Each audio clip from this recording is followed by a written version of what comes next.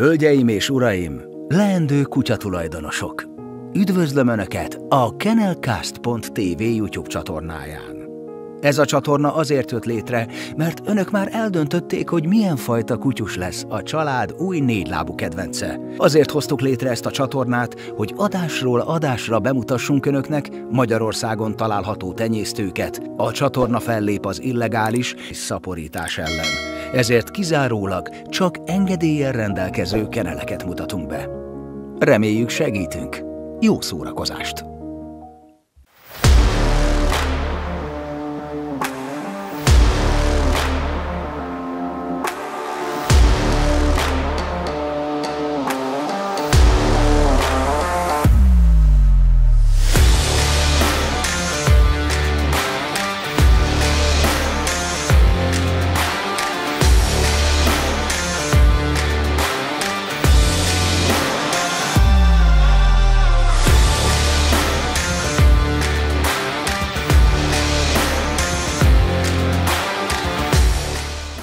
Szia! Ladonicki Csilla vagyok, a Kindergarten Sealyham Terrier Kennel tulajdonosa, bronzkoszorús mestertenyésztő. Szia, Nagy Balázs vagyok. A Csirja párjaként én 8 éve veszek részt a Kindergarten Kennel munkájában, és segítem a Csillát mindenben, amiben csak tudom.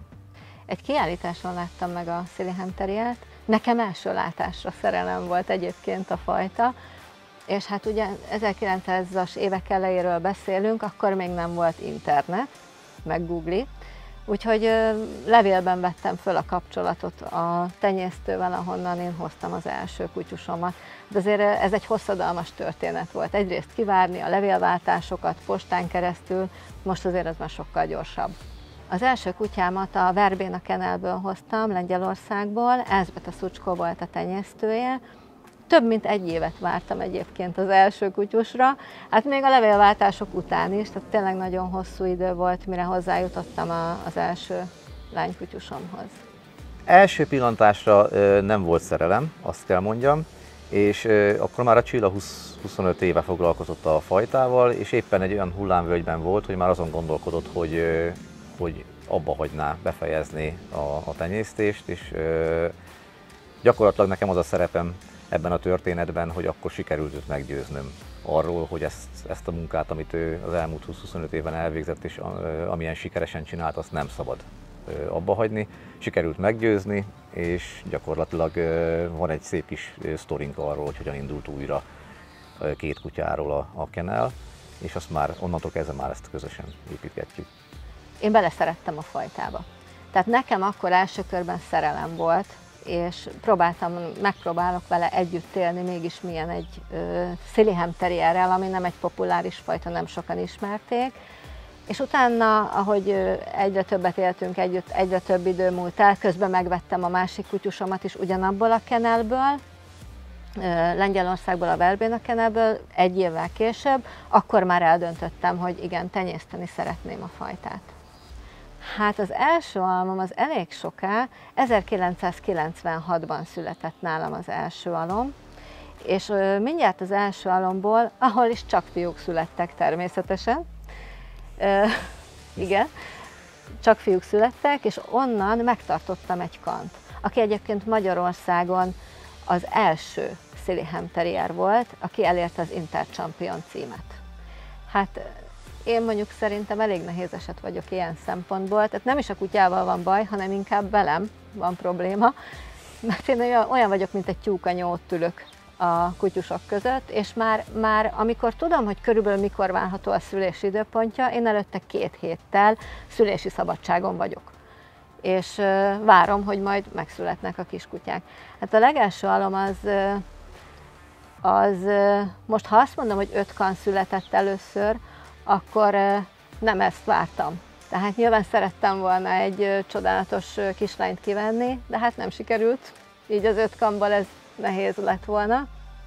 Amúgy nagyon picik, nagyon fehérek, nagyon más és nagyon meglepő volt nekem így az első alom, de amúgy viszonylag könnyen szülnek, tehát nem volt ezzel problémánk, és az elmúlt 30 évben, ugyan nem mondom magam egy szaporatenyésztőnek, mert az elmúlt 30 évben 9 alom volt nálunk, és abból a 9 szalomból egyetlen egy volt császáros, az összes többi az teljesen normál módon született meg. Az első kutyámnál éreztem azt, hogy ezt nekem kell csinálni. Abszolút laikusként, ugye akkor még, ahogy is mondtam, nem volt internet, én fényképpen kaptam itinert, hogy hogyan kell ezt a kutyát megcsinálni egy kiállításra, hogy néz ki ennek egy show groomingja, és elvittem kutyakozmetikushoz.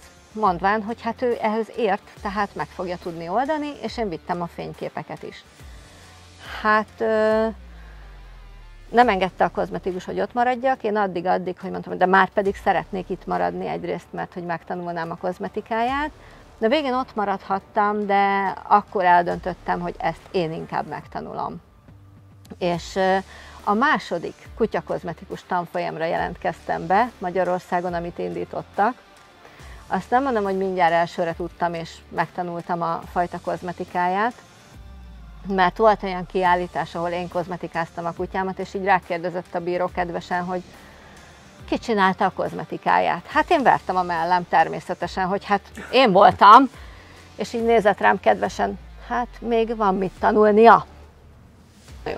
Tehát ez itt a kutyakozmetikám, ahol is elsősorban most még kutyakozmetikaként üzemel, de nagyon fontos megjegyezni, hogy ez itt egy ozonterápiás és hidroterápiás kád, ahol azon túl, hogy ugye az ózon fertőtlenít, a hidroterápia stimulálja a vérkeringést, fiatalítja a bőrt, illetve a szőrzetet, illetve meggyorsítja az anyagcserét, azon túl, hogy az ózon fertőtlenít, és a fertőtlenítésével nagyon sok bőrbeteg kutyust lehet kezelni, utókezelni.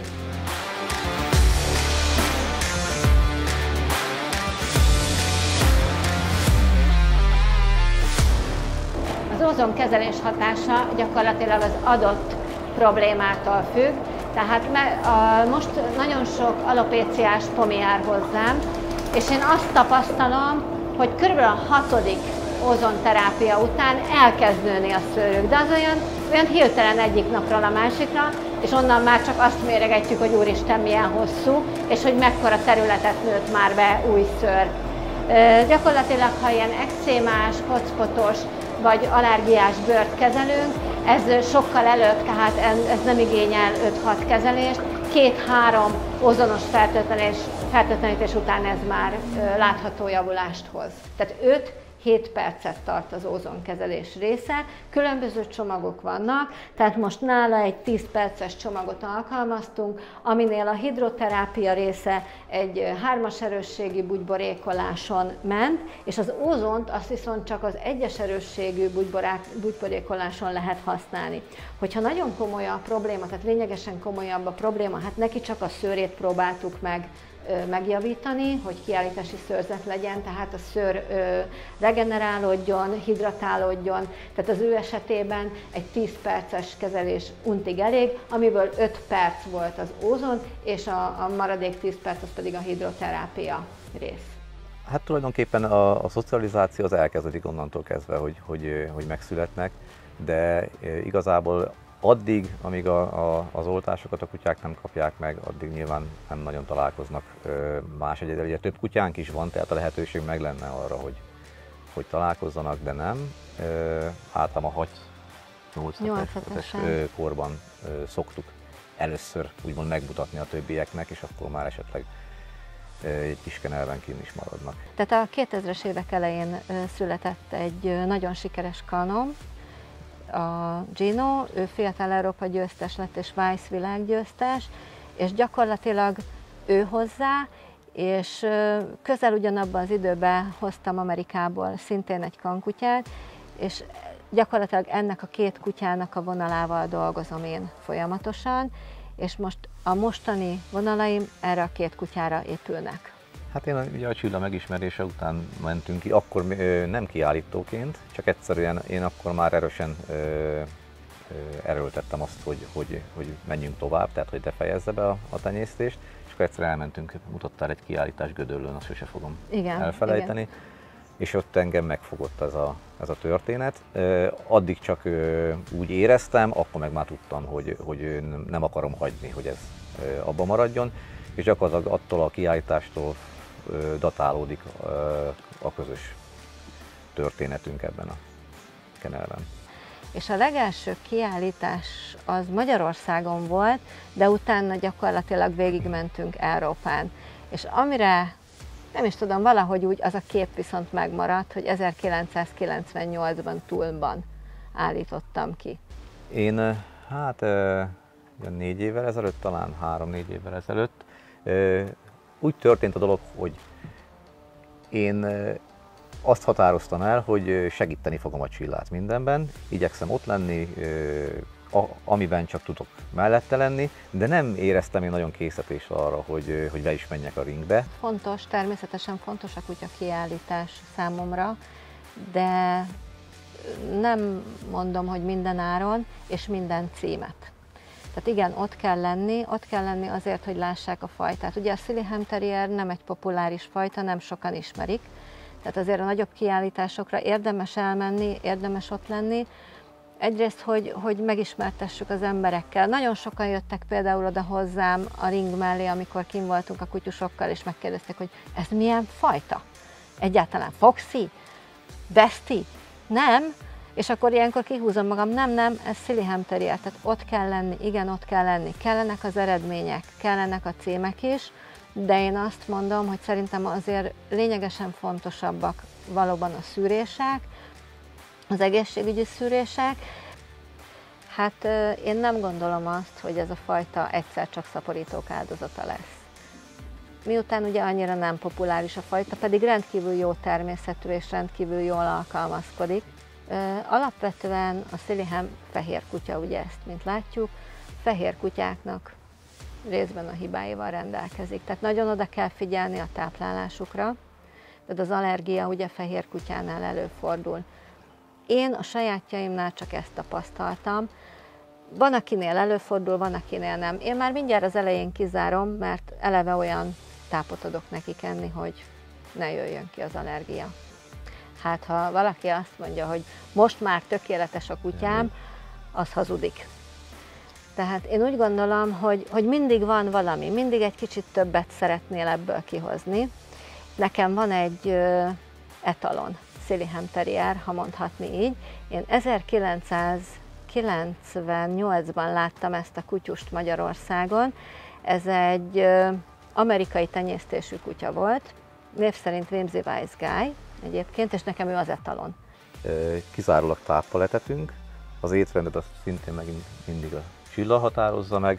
Nagyon oda kell figyelni ezeknek a kutyáknak a táplálkozására, érzékenyek, főleg kölyökkorban, éppen ezért nagyon-nagyon válogatjuk és nagyon-nagyon megnézzük, hogy milyen tápokkal etetünk. A leges-legelső eredményeim között a 32 év alatt, amire nagyon-nagyon büszke vagyok, ez az első saját tenyésztésű Sealyham Terrier kann, akivel Interchampion címet is elértem, tehát természetesen Hungária Champion is volt, Hungária fiatal champion. Vele bejártuk gyakorlatilag Európát annak idején, tehát itt azért a 90-es évek végéről beszélünk. Utána a nagy áttörés a Fiatal Európa győztes címem volt, szintén saját tenyésztésű és szintén kann. Utána nem sokkal később lett egy Weiss világgyőztes címünk is, ugyanennek a kannak, és hát most már azért van Pappi Európa győztesünk is, azóta nagyon sok ország championjával rendelkezünk. Most legutóbb Görögországból jöttünk haza egy 3 napos kiállítási turnéról, és ott 2 kutyánk is görög champion címet ért el. Ami nagyon nagy szerelem, és oda még a jövő, hogy az Istra Winnerre szeretnénk még menni. Voltunk ott, igen, van Istra Winner győztes kutyánk, szlovén champion kutyánk. Most Zágrámba egy veterán kutyát vittünk ki, egy 10 éves veterán szukát. 2 évvel ezelőtt kezdtem el csinálni ennek a veterán kutyának a szőrét, hogy úgy tudjunk szerepelni veterán osztályba, hogy az jó legyen. Ketten voltunk egyébként az osztályban, és aki minket megvert, tehát mi kitűnő 2-t kaptunk veteránosztályba, de aki minket megvert, ő azért egy rutinosabb kutyus volt, rutinosabb felvezetővel.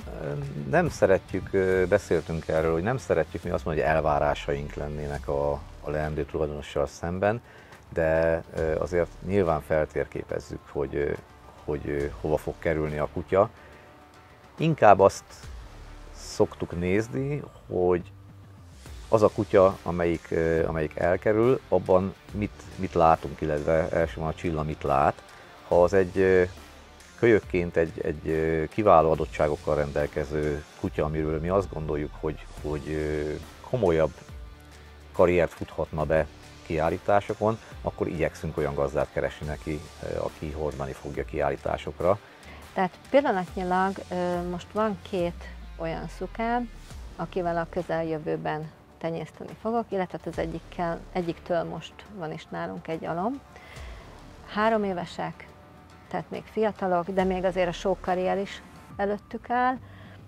Az egyik kislányunk már 3 ország csampionja, intercsampion, a másik szuka, akinek most éppen kölykei vannak, ő Hungária csampion, Hungária fiatal csampion. Őt most majd igyekszem összerakni, tehát összegroomingolni, és akkor megint megyünk vele a kiállításokra, tehát megint bemutatom. Van egy kanunk, amit Oroszországból hoztunk, egyébként a háború alatt, tehát ez egy külön történet volt, hogy került ide Magyarországra ez a kankutyus. Őt hordjuk most nagyon sok kiállításra, tehát ő is most már magyar fiatal csampion, fiatal junior csampion, görög csampion, magyar show csampion, és hát őt még szeretnénk az intercsampionig eljuttatni, tehát még előtte is van egy pár kiállítás. Ez egy nagyon érdekes kérdés. Való igaz, a Sealyham Terriert keverik. Sőt, volt olyan, aki rákérdezett, hogy hát keverik, de nagyon jó pofa. Mondtam, hogy nem, ez Sealyham Terrier, és én úgy szoktam megmagyarázni, aki nem ismeri a fajtát, vagy nem is látta, annak mindig azt szoktam mondani, hogy kicsit olyan, mint a Westie, mert fehér, és kicsit olyan, mint a Scott Terrier, mert rövid lábú, és hosszú a teste, és szakállas, szemöldökös szakállas. Tehát a Sealyhamre, ami a Sealyhamnek az éke egyébként, a szakál és a szemöldök. Számomra nagyon fontos volt, hogy mindig frissítsem a vérvonalamat, illetve az állományomat, hogy ne legyen beeltenyésztett a vonal, mert akkor nagyon sok hibával terhelt, genetikai hibával is terhelt. Hát nagyon fontosnak tartjuk, szerintünk ez rendkívül fontos, hogy jó helyről kerüljenek ki kutyák, kiváló, megfelelő idegrendszerrel kerüljenek ki kutyák, és olyan tenyésztőtől vásároljanak, aki mindenben meg tudja adni a támogatást, és nem csak addig van ott, amíg a kutyát a kézbe adja, hanem ha szükség van rá és igénylik, akkor gyakorlatilag a kutya élete során bármikor tud segítséget nyújtani. És fontos, hogy mi fontosnak tartjuk, hogy a kapcsolat és a kutyáink, a vevőink között az megmaradjon, és ezt mi meg tudjuk adni. Hát én nagyon köszönöm egyébként a Balázs segítségét, hogy annak idején mellém állt, sőt, ő tolt vissza a ringbe, mert volt egy pauza az életembe, amikor elengedtem a tenyésztést, néhány évig nem tenyésztettem. Gondolkoztam azon, hogy akkor ismét visszamegyek a ringbe, de hát előtte volt egy szuka, akit be akartunk fedeztetni. Megkérdeztem a Balást, hogy biztos, hogy befedeztessük ezt a kutyát? Mert akkor megtartunk utána egy kölyköt, és akkor vele elindulunk ismét a kiállítási vonalon. Azt mondta a Balázs, biztos. Mondom, jó. Akkor ez volt délután 5 órakor, akkor most beülünk az autóba, és elindulunk Milánóba fedeztetni. Úgyhogy másnap délbe értünk oda, hullafáradtan. Éppen hazaértem a munkából, amikor jött a mondat, hogy most már annyit mondtad, biztosan akarod-e. És akkor gyakorlatilag azt mondta, hogy hát igen, reggelre már a milánói reptéren kellene lenni, mert jön a kan, és akkor elindulunk. Gyakorlatilag innen indult el újra a dolog.